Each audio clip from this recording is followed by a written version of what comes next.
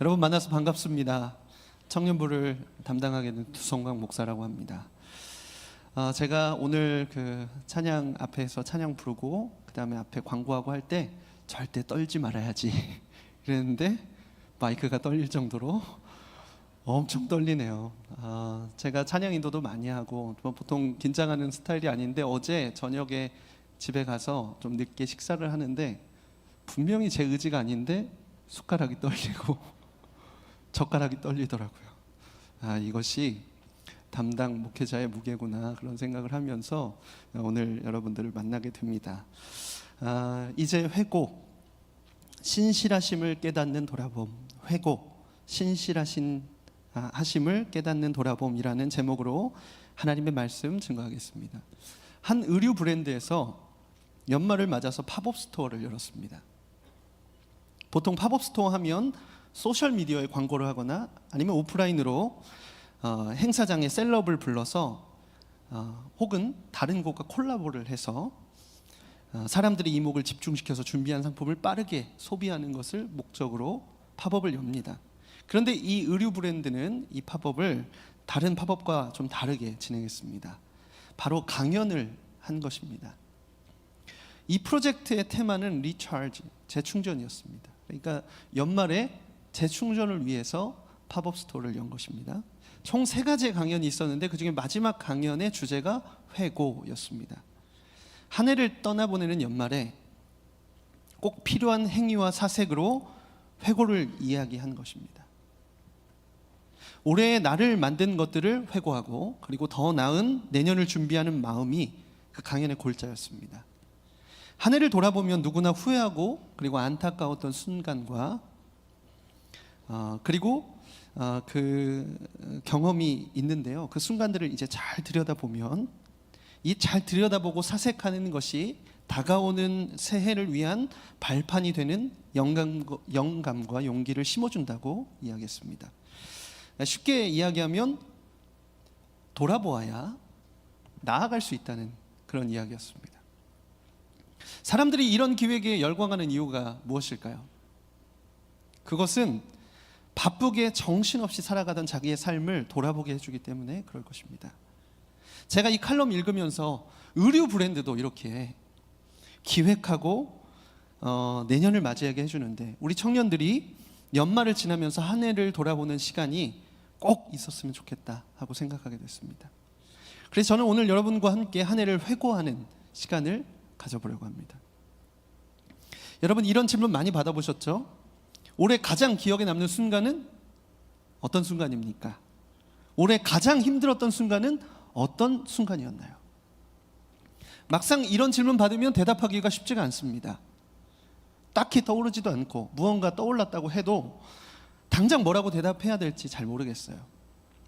왜냐하면 그 일에 대하여 정리가 잘 되지 않았기 때문입니다.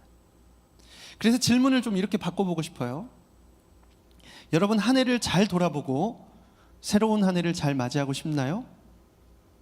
네, 그러면 보통 끄떡합니다. 근데 끄떡하시는 분들이 별로 없네요. 그것은 여러분 내게 있었던 일들을 정리하고 그리고 나에게 있었던 일을 어떻게 해석해야 되는지 알고 싶기 때문일 거예요. 사실 신앙의 영역에서도 이 회고는 참 중요한 주제입니다.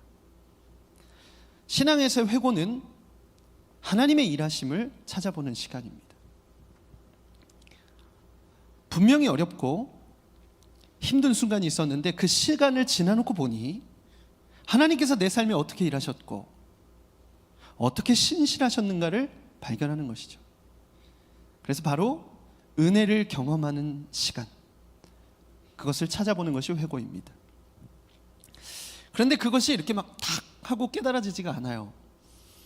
이유는 2가지라고 생각합니다. 먼저는 많이 해보지 않아서. 뭔가를 많이 해보면 우리가 잘할 텐데 돌아보는 일을 우리가 많이 해보지 않아서 잘 못하는 것 같습니다. 그리고 또 다른 이유는 어떤 방법으로 해야 할지 몰라서 막상 돌아보아도 하나님의 일하심을 내 삶에서 찾아보기가 어려운 것이죠.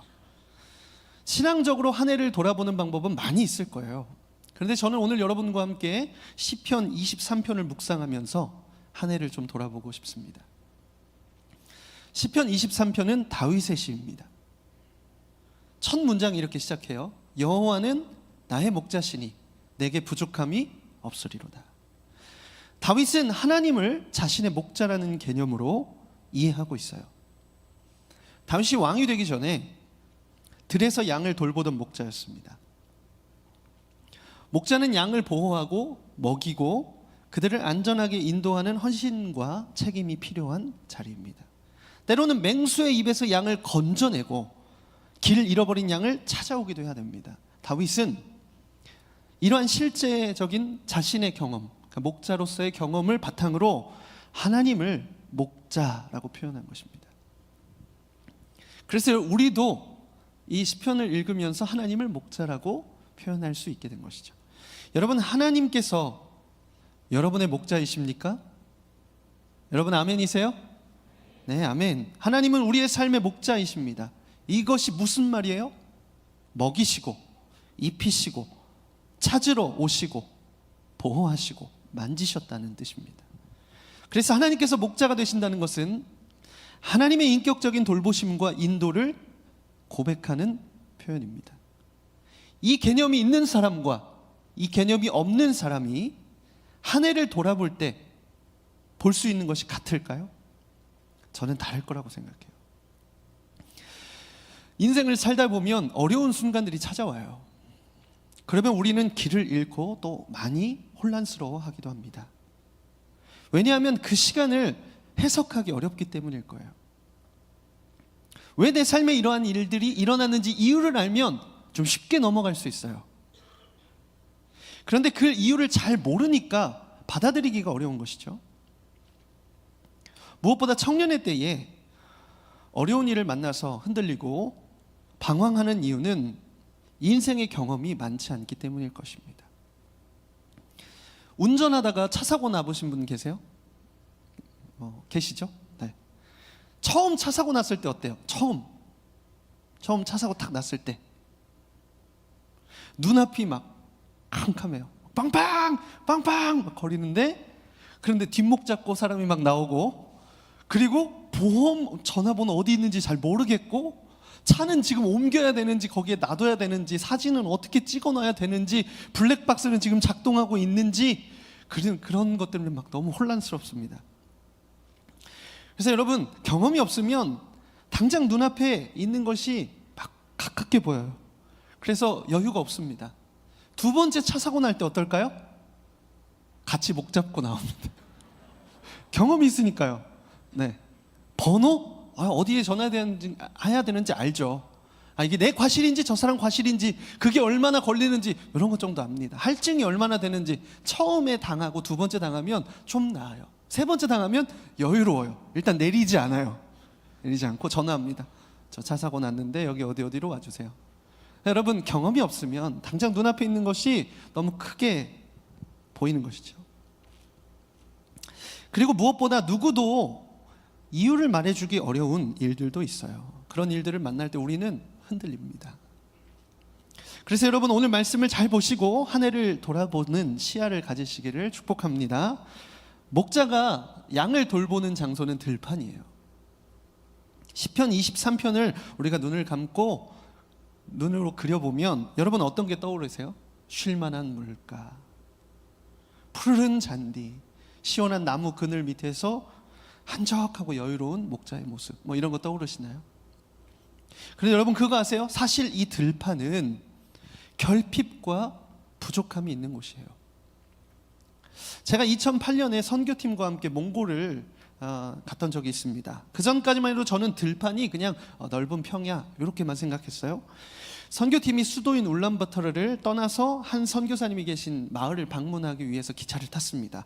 그렇게 기차를 타고 울란바토르를 딱 벗어나자마자 저뿐 아니라 모든 선교팀이 다 놀랐어요. 왜냐하면 보이는 곳이 다 끝없는 초원이에요. 정말 끝이 없는 초원입니다. 지평선을 본다는 것이 제 인생에서 굉장히 새로운 경험이었습니다. 그렇게 20시간 정도 기차를 타고 가서 도착한 가니역이 있는 마을은 정말 작은 마을이었습니다. 선교팀이 게르라고 하는 전통 가옥하고 그다음에 마을 주민들의 집에 흩어져서 이제 자게 됐는데, 저도 이제 그렇게 했죠. 근데 밤에 나와 보니까 이 어둠이 찾아온 그 초원은 정말 아무것도 보이지 않습니다. 당장 요만큼 앞도 안 보여요.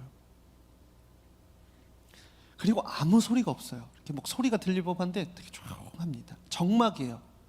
그저 밤하늘에 그 수없이 있는 별들이 막 흐르고 있는 느낌만 들어요. 끝없이 펼쳐진 허허벌판에 짙게 깔린 어두움은 저에게 본능적인 두려움, 이게 본능적인 두려움이라는 게 있더라고요. 본능적인 두려움을 가지겠어요. 이스라엘의 목자들이 양을 치던 곳은요, 더욱 척박한 땅이었습니다. 이스라엘은 강수량이 적기 때문에 양을 치려면 초지를 따라서 계속 이동을 해야만 해요. 그러니까 사방이 뚫린 곳, 물이 적고 척박한 곳, 그곳을 성경은 광야라고 부릅니다. 쉽게 말해서 결핍이 많은 곳이에요.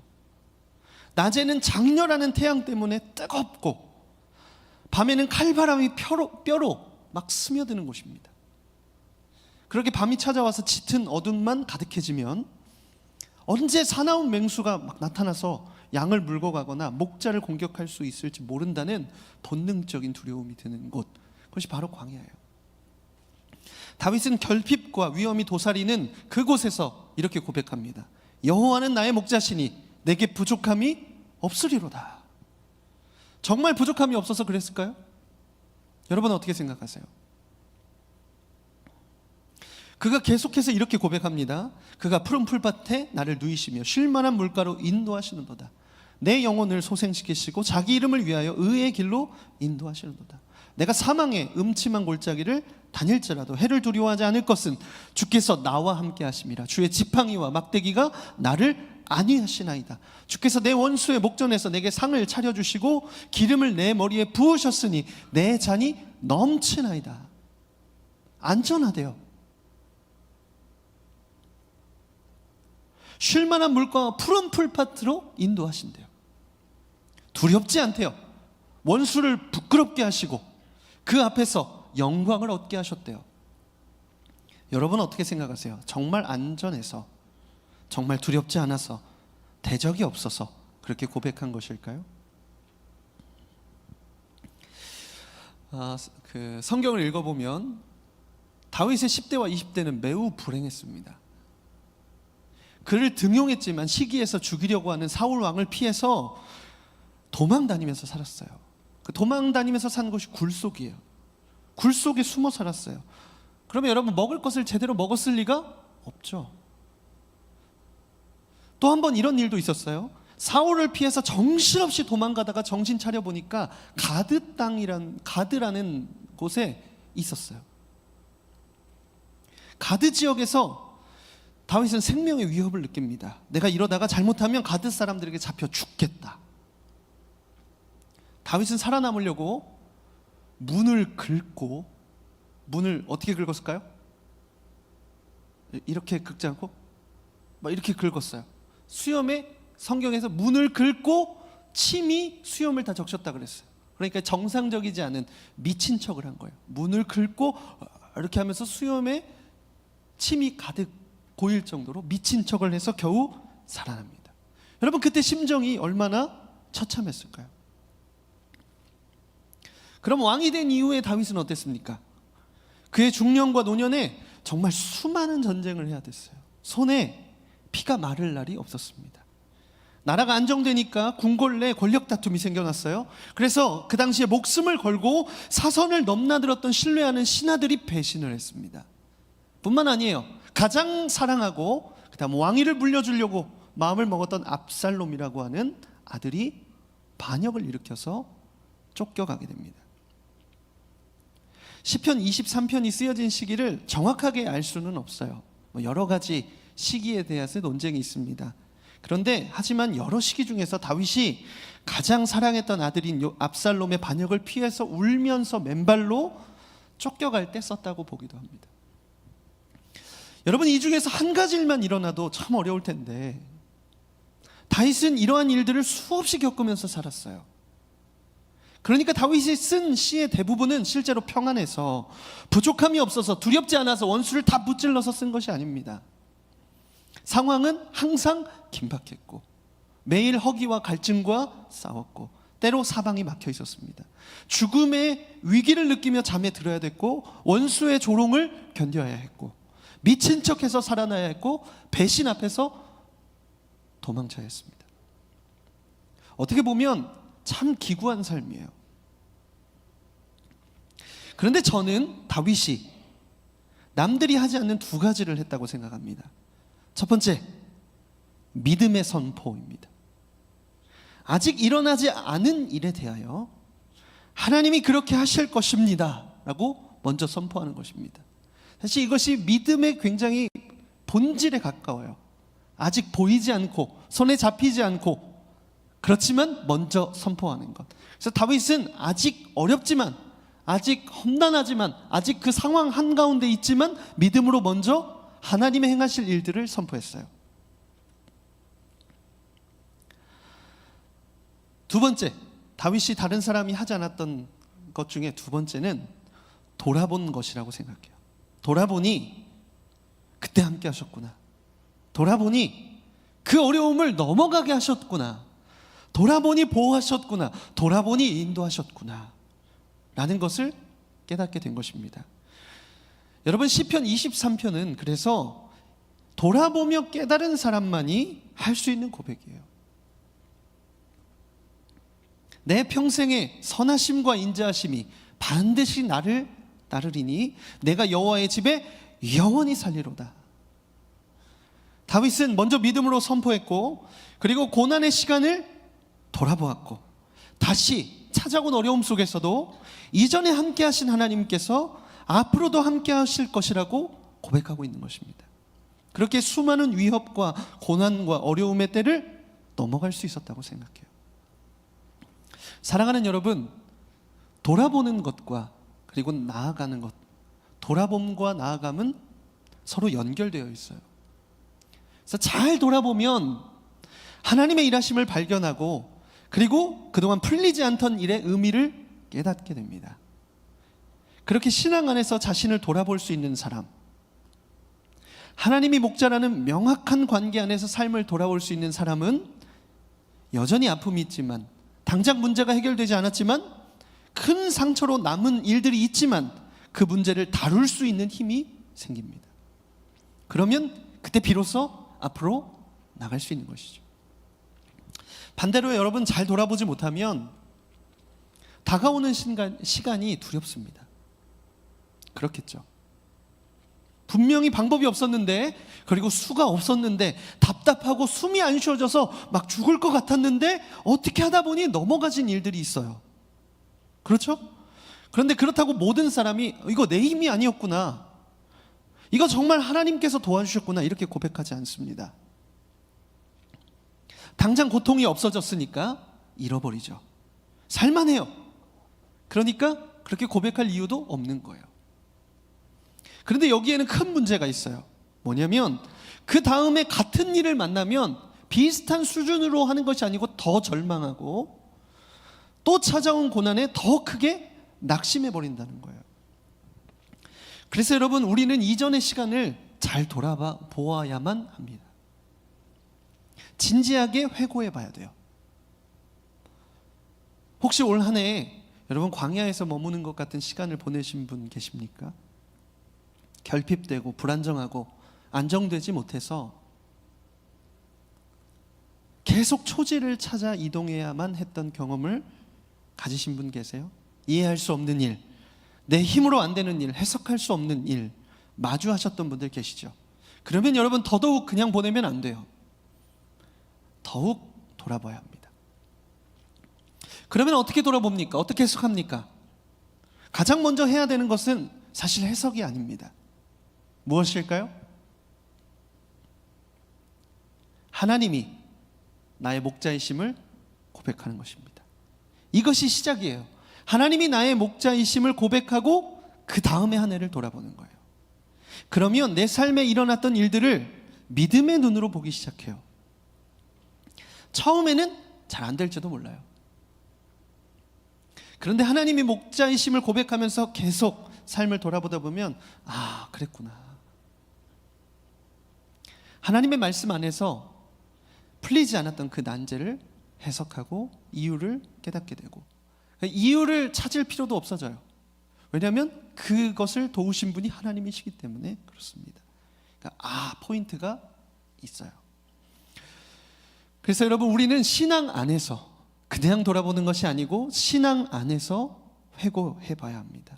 내 삶의 고비마다 함께 하셨고 동행하셨고 채워주셨고 인도하신 주님의 도우심을 발견해야만 해요. 그렇게 할 때 다시 마주할 힘도, 다시 나아갈 힘도 생기는 것이죠. 왜요? 이전에 함께 하셨던 그 하나님이 앞으로도 함께 하실 것을 믿기 때문에 그렇습니다. 그렇게 되면 다윗이 했었던 부족함이 없습니다 라는 고백, 내 평생의 선하심과 인자하심이 반드시 나를 따를 것입니다 라는 고백을 우리도 할 수 있게 되는 것입니다. 이것이야말로 광야라는 치열한 삶의 현장에서 외치는 매우 구체적인 신앙 고백입니다. 어떻게 보면 1년이라는 시간은 짧아요. 그렇죠? 인생이라는 긴 시간에서 볼 때 1년이라는 시간은 더더욱 짧습니다. 엊그제 여러분 새해를 시작한 것 같은데 벌써 연말이 됐잖아요. 그렇죠? 네, 저는 시간이 정말 빨랐어요. 뒤를 돌아보니 한 해가 너무 정신없이 분주하게 달려온 것은 아닌가 싶기도 했습니다. 그래서 저도 말씀을 준비하면서 한 해를 돌아보았습니다. 재밌는 것은 저는 분명히 한 해만 1년만 돌아보려고 했는데 시간이 쭉 늘어나는 것을 경험했습니다. 제가 2011년이니까 14년 전이죠. 2011년 12월 31일에 영국의 버밍햄에 있었습니다. 당시에 제가 국제 OM이라고 하는 선교단체의 단기 선교사로 이제 헌신해서 선교 사역을 하고 있는 중이었어요. 그런데 연말에 버밍햄에 있는 라이프호프라고 하는 선교센터에 머무르고 있었습니다. 세계에서 막 다양한 10대, 20대 친구들이 그 센터에 모여 있었습니다. 훈련을 받고 출발할 친구들도 있고 다 끝나고 마지막 모임을 하는 친구들도 있었어요. 그날이 이제 한 해의 마지막 날이니까 다 같이 함께 모여서 셀러브레이션을 한다는 거예요. 근데 저는 그날 그 무리에 나와서 그 선교센터 가장 지하에 있는 지하실에 혼자 기도했어요. 그때는 제가 굉장히 심각한 사람이었거든요. 물론 여러분 지금도 그렇게 보시는 것 같지만 그때는 더 심각했습니다. 기도도 이렇게 했어요. 주님, 제가 앞으로 주님을 위해 무엇을 하며 살아야 합니까? 기도조차 진지하죠. 대답을 못 들었어요. 열심히 기도했는데 응답이 안 오는 거예요. 앞으로의 시간이 불안하고 답답했던 거죠. 그렇게 답답함과 풀리지 않는 의문을 가지고 2월에 귀국을 했습니다. 그리고 이제 3월에 대학원에 복학을 해서 동시에 저는 이제 목회자니까 사역을 이제 해야 되는 상황이 된 거죠. 당시에 대학원 각 층마다 공고가 올라오는 게시판이 있었어요. 근데 저는 이제 그 게시판을 한 번도 본 적은 없습니다. 그런데 쉬는 시간에 그 앞에서 이제 차를 마시고 있는데 한번 볼까? 이런 생각이 들었어요. 그래서 그 게시판을 다가갔는데 하단에 신촌교회 청년부 인턴 간사, 이 공고가 탁 눈에 들어온 거예요. 그러니까 인턴 간사를 뽑는다는 공고를 보고 정말 많은 사역지가 거기 있었거든요. 정말 많은 종이가 붙어 있었는데 제가 그 공고에 마음을 탁 빼앗겼습니다. 가리라, 여기 가리라, 이런 마음을 품고 이제 이력서와 자기소개서를 메일로 보냈어요. 아직 뽑히지도 않았는데 신촌 성결교회 청년부 예배를 드리러 왔어요. 그때가 2012년 3월 셋째 주예요. 그때 박혜영 간사님께서 저기에서 환한 미소로 저를 맞아주셨어요. 어떻게 오셨어요? 그래서 제가 이러고 있는데 저를 저기 3층, 4층 앞에 딱 저 자리, 한 명 앉는 자리로 안내해 주셨어요. 제가 예배를 드리고 나니까 마음이 더 커진 거예요. 너무 오고 싶다. 그렇게 부푼 마음을 가지고 신건 목사님을 만나서 면접을 보고, 그리고 2012년 27살의 나이에 청년부에 오게 됐습니다. 그렇지만 아직 제 안에 그때 이제 했던 심각한 기도에 대한 그 질문이 남아 있었어요. 2012년 4월 첫 주에 와서 제가 가장 먼저 한 일이 뭐냐면 제자 훈련에 간사를 했던 일이었습니다. 당시 재훈 교장이 호랑이 교장이셨는데 제가 얘기 안 해도 누군지 다 아시죠? 바로 오해연 목사님이셨어요. 저도 무섭더라고요. 제자 훈련 학교를 한 친구들 여러분 아시겠지만 이제 하면 처음에 죄 고백 시간이 있어요. 뭔지 아시죠? 그래서 그것은 이제 하나님과 사람 앞에서 죄를 고백함으로 나의 연약함을 빛 가운데 드러내서 용납받고 회복한다는 의미를 가져요.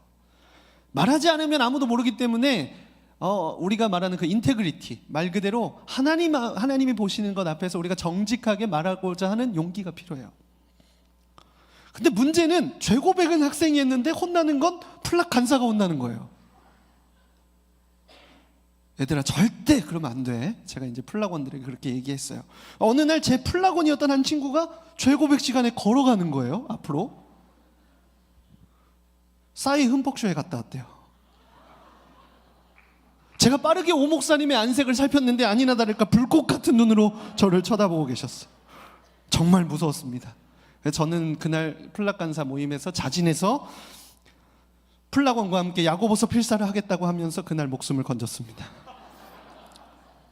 아마 그 형제가 이 자리에 앉아 있을 거예요. 축복한다. 네, 그렇게 제자훈련이 중간쯤 지나서 내적 치유 기간이 됐어요. 김현미 목사님이라는 분이 강의해 주셨는데 강의가 정말 좋았습니다. 그때 저는 뭐든 너무 좋을 때였어요. 너무 새롭고 와, 이런 것이 있다니, 이럴 때였습니다. 네, 하나님과 친밀함에 대해서 말씀해 주셨거든요. 이 내적 치유 기간은 밤 늦게까지 이제 하게 되는데 플락 모임까지 다 끝나고 밤에 한 학생씩 그러니까 학생이 한 사람씩 들어가서 예언 중보 기도라는 걸 받는다는 거예요. 그러니까 이 김현미 목사님, 오혜원 목사님, 플락 간사, 플락원 이렇게 4명이 이제 기도를 듣고 받는 거죠. 하나님께서 내면의 상처를 치료해 주시는 시간이 될 거라고 말씀하셨어요. 제가 신학을 했잖아요. 신학을 한 사람들은 마음에 저항감이 큽니다. 예언 중보기도 이러니까 제 마음에 살짝 거부감이 있었어요. 이제 다음 2에서 했는데 들어갔다 나오면 다 울면서 나오는 거예요. 도대체 왜 우는 거야? 뭐 때문에 우는 거야? 궁금했습니다. 그렇게 이제 그 한 사람씩 들어가서 기도를 다 했어요. 기도를 어떻게 하시냐면 내가 우리 주 예수 그리스도의 이름으로 누구누구를 위해서 기도합니다. 이렇게 하시고 방언으로 짧게 기도하신 다음에 그 방언을 통변해 주시는 거예요. 성경에 보면 방언 통변의 은사가 있거든요. 그래서 방언은 하나님께서 말씀해 주시면 그 방언을 한국의 언어로, 한국말로 통변해 주시는 거죠. 그게 다 기도가 끝났어요. 근데 오 목사님께서 제 팔을 잡으시면서 뭐해? 빨리 들어가서 기도받아 하셨어요. 저는 분명히 버틸려고 했는데 야고보서 필사를 경험한 제 몸은 거부하지 못하고 그 기도 자리에 가서 앉아 있었습니다. 김현미 목사님께서 내가 우리 주 예수 그리스도의 이름으로 도성관 간사님을 위해서 기도합니다. 그리고 방언으로 짧게 기도하시고 그 방언을 통역해서 이렇게 말씀하셨어요. 사랑하는 아들아, 너는 나를 위해 무언가를 하려고 애쓰지 않아도 된단다. 그때 제가 눈물이 팍 터졌습니다. 그날 눈물 콧물 다 빼면서 제가 제일 많이 울었던 것 같아요. 와, 울면서. 제가 12월 31일에 버밍햄에서 그 지하에서 했던 기도 진짜 아무한테도 얘기한 적이 없거든요. 아무한테도 얘기 안 했어요. 얘기해도 누가 들어줄 것 같지도 않았고 저만의 깊은 고민이었어요. 저는 그날 그 기도 들으면서 하나님이 나를 아시는구나, 나의 기도를 듣고 계시는구나, 이것에 감격했습니다. 사실 저는 아까 말씀드렸던 것처럼 지난 1년만 돌아보려고 했습니다. 근데 청년부에 처음 왔던 때, 그것도 나만 알던 그 답답한 고민과 기도에 대답해 주신 때로 제가 돌아간 거예요. 그런데 그때는 미처 알지 못했던, 그동안 깨닫지 못했던 그날 그 말씀의 의미를 제가 이번에 깨달았습니다. 사랑하는 아들아, 너는 나를 위해 무언가를 하려고 애쓰지 않아도 된단다 라는 말씀은 아들아, 내가 너를 존재로 대한단다 라는 말씀이었습니다. 세상은 사람을 존재로 대하기보다는 그 사람이 가진 소유로 바라보잖아요. 이룬 것을 보고, 가진 것을 보고, 경험을 보고, 그리고 이름표를 본단 말이에요. 그런데 사람을 존재로 봐주는 유일한 존재가 있어요. 바로 부모예요. 제가 자녀를 길러봐서 그런 것인지 아니면 그때보다 나이가 좀 더 들어서 그런 것인지 모르겠지만 그 말씀이 나를 향하신 하나님 아버지의 마음임을 이번에 돌아보면서 깨닫게 됐습니다. 어디를 가야 할지 모르는 저에게 그 공고가 눈에 딱 들어오고 와봤더니 그 공동체에 오고 싶은 마음이 막 들고 제자 훈련 강사로 그 목사님을 보내신 것은 우연이 아니고 분명한 하나님의 의도이심임을 제가 고백하게 됐습니다. 그것은 하나님과 나만 아는 기도에 대한 응답 하시는 정도가 아니라, 저는 그게 신기했단 말이에요. 네, 그런 정도가 아니었어요. 그런 정도가 아니고, 성광아, 너 내 아들이야. 네가 무엇을 잘해서 쓸모가 있어서 내가 너 사랑하는 거 아니야. 그저 너 바라보는 것이 내 기쁨이고 너를 지키는 것이 내 책임이고 너의 존재가 나의 자랑이란다. 그날에 하나님께서 이 말씀을 저에게 건네신 것이에요. 그 아버지의 마음을 깨닫는데 제가 14년이라는 시간이 걸렸습니다. 그 다음에 막 밀려오는 마음이 뭐였냐면요, 내 삶을 인도하고 계시는구나. 하나님 성실하셨구나. 한 번도 나를 떠나신 적이 없구나. 나를 만지셨고 회복시키셨고 돌아보셨구나 하는 감격이었습니다. 사랑하는 여러분, 저의 하나님은 이런 분이십니다. 다윗의 하나님만 신실하신 하나님이 아니시고 저의 하나님도 신실하신 하나님이세요. 여러분, 인도하심을 발견하는 회고는요, 성도만 할 수 있는 거예요. 하나님의 자녀만 할 수 있는 것입니다. 하나님의 자녀만 누리는 특권이에요. 지난주 홍 목사님께서 성도만 부를 수 있는 노래가 있다고 말씀하셨어요. 제가 그 말씀 들으면서 무릎을 탁 쳤습니다. 그렇지, 영원한 하나님의 나라가 있기 때문에 이 땅에서 살지만 성도만 부를 수 있는 영광의 노래가 있지. 지나온 시간을 통해서 하나님의 신실하심을 발견하잖아요. 그럼 자신감이 생겨요. 골짜기를 지나도 해를 두려워하지 않을 자신감이에요. 왜요? 아빠가 뒤에 있거든요. 나를 끝까지 돌보시고 책임지시는 선하신 목자가 계시거든요. 이전의 상황들 가운데 역사하셨던 하나님의 일하심을 발견하면요, 지금의 시간이 영원하지 않다는 것도 깨닫게 돼요. 그러면 지금의 어려운 상황과 고난으로 인한 절망의 신음이 결국에 하나님의 일하심을 고백하고 그 신실하심을 노래하는 노래로 바뀌게 되는 것입니다. 곧 지나온 삶을 돌아보면서 주님의 선하심을 노래하게 되는 것입니다. 이 역시 성도만 할 수 있는 고백이고 하나님의 자녀만 부를 수 있는 노래입니다. 그래서 여러분, 다시 질문하고 싶어요. 여러분의 한 해 시간 동안에 주님이 신실하셨습니까? 여러분 한번 믿음으로 반응해 보시겠어요? 여러분의 한 해에 하나님 신실하셨습니까? 아멘. 여러분의 하나님은 여러분의 목자가 되십니까? 아멘. 여러분, 하나님을 아버지라고 고백하실 수 있으시겠어요? 아멘. 우리 한 목소리로 여러분 이 말씀을 같이 읽기를 원해요. 시편 48편 14절의 말씀인데 할 수 있으면 큰 목소리로 읽겠습니다. 시작. 이 하나님은 영원히 우리 하나님이시니 그가 우리를 죽을 때까지 인도하시리이다. 아멘. 여러분, 한 번 더 할 건데요, 우리 더 큰 목소리로 시편 23편 6절 말씀을 읽겠습니다. 시작. 내 평생에 선하심과 인자하심이 반드시 나를 따르리니 내가 여호와의 집에 영원히 살리로다. 아멘. 아멘. 아멘. 아멘. 여러분, 이제 이 말씀 생각하면서 찬양할 텐데요, 이 찬양 부르시면서 하나님께서 한 해 동안 그리고 그 이상의 시간 동안 여러분에게 얼마나 신실하셨는지 돌아보게 되기를 소망합니다. 그래서 터져 나오는 기쁨의 고백으로 그리고 그 신실하심을 노래하는 노래가 되기를 소망합니다. 이 시간 함께 찬양하겠습니다.